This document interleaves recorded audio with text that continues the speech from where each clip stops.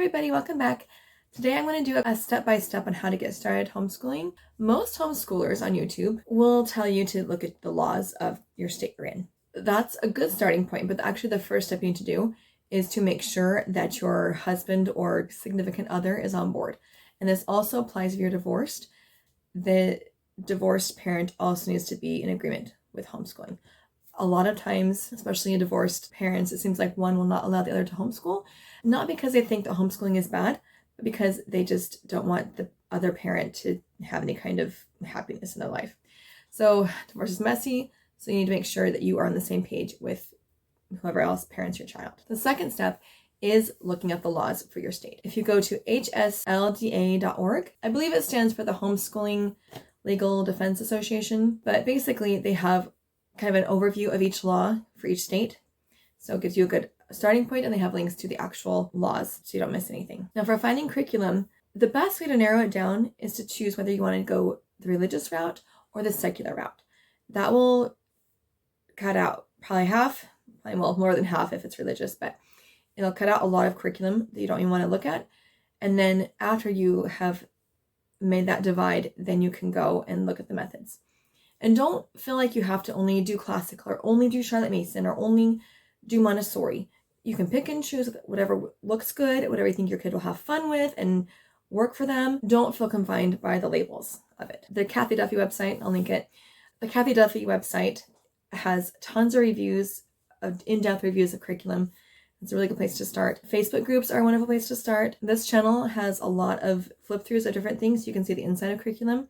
I do flip through pretty much everything I get, so you can see it too. I know I like to see every page before I decide on something. If you don't want to go with a pre-made curriculum, then you need to decide what to teach and then make lesson plans from there.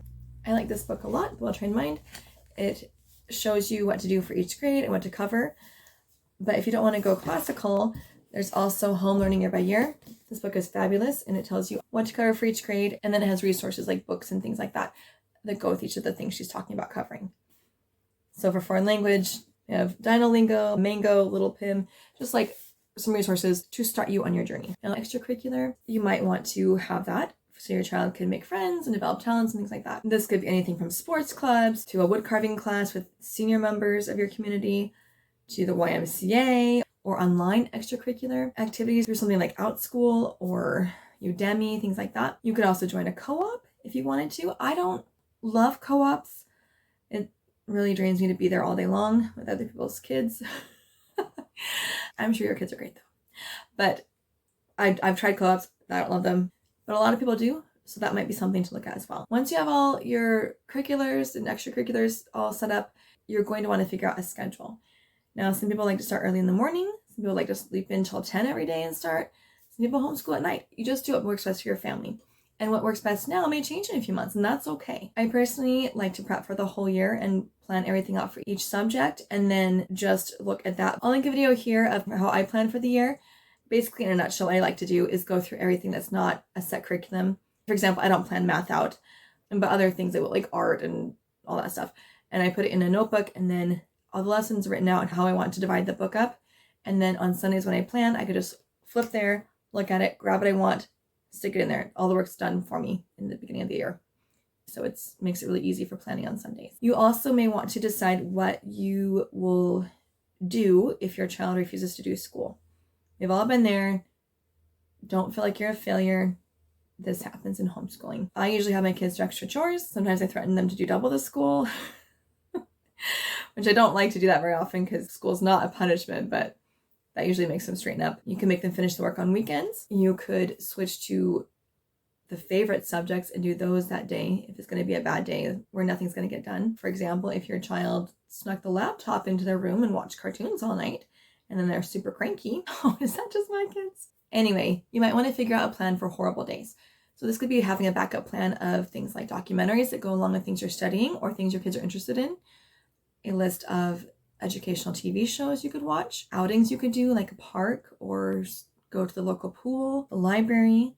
You could do art, you could do a workout video together, all things that engage different parts of their mind to kind of help them get in a better mood and also at least learn something that day so it's not a total wash. You may also want to put together a system for cooking or cleaning or doling out chores Remember, you don't have to be the only one cleaning in your home. You have everyone else that lives there can help contribute to that. Kids can be taught to make simple recipes. My 8-year-old makes pancakes every Thursday. He loves making pancakes. I just buy a giant bag of Bob's Red Mill gluten-free pancake mix, and he has the recipe memorized, and he just makes pancakes for dinner once a week. He's only 8. My 10-year-old has not started doing that, but I'm working on getting him into at least one recipe he can make each week, and then we'll branch out from there. If your kids can help make dinners, that will really help you. You could do things like bulk cooking on the weekend or in the summer before school starts. One year I spent the summer freezer cooking for a big portion of the year, and so we had pizza once a week for lunch and once a week for dinner, and it was already all made. Just had to pop in the microwave. It was so convenient. And I had made Brazilian cheese bread. I don't know how to pronounce it. We just call it cheesy bread at our house. So we'd have that for lunch once a week for months, and pancakes once a week again for months. So there's things you can do to make it a lot easier during the school year. You can double recipes and then put one in the freezer so it's less time cooking. Now, don't be afraid of using things like audiobooks or educational games, board games and computer games, or educational videos as well. We love Night Zookeeper. It's fantastic. Beast Academy is great. Reading Eggs is great. There's lots of things you can do to help you take the load off. Especially if you have more than one kid, it really helps to spread that out as well, because then they don't have to wait for you to get their learning stuff done. Now, affording homeschool. There's lots of things you can do for this. Utilize the library for one. And you'll be surprised at what libraries have. Like our library just opened up printing, like 50 pages a day, I think. And now they have a thing where you can do it online and they'll go pick it up from the library. So if you wanted to get free curriculum and print it out, you could do that. And then just, if your library does that, and then, just do 50 pages a day. It might take a while to get it done, but that's a free way to do it. There's lots of free homeschooling curriculum out there. If you struggle with chronic illness or hard pregnancies and you happen to be pregnant during the school year, these tips on, the cooking and planning ahead can also be helpful to you as well. So this was just a quick overview of things to keep in mind as you plan your homeschool year. If you are worried about socialization, watch this video next. And please like and subscribe, and I'll see you guys soon.